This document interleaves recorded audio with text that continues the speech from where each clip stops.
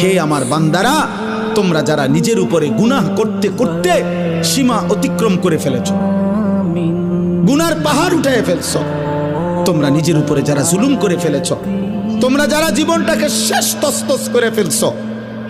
হাদিসের মধ্যে, তাফসীরের মধ্যে আছে, নবীজির কাছে কয়েকজন লোক এসে বলছিল, হে মুহাম্মদ, আমরা তোমার কালেমা গ্রহণ করতে চাই, কিন্তু তুমি কি জানো যে আমাদের গুনাহ কি পরিমাণ? আমাদের গুনাহ কি পরিমাণ? হয়তো তোমার আন্দাজও নাই।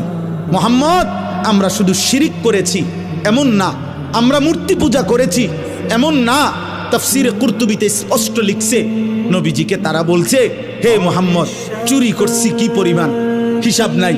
জিনা করেছি কি পরিমাণ, হিসাব নাই। মদ পান করেছি কি পরিমাণ, হিসাব নাই।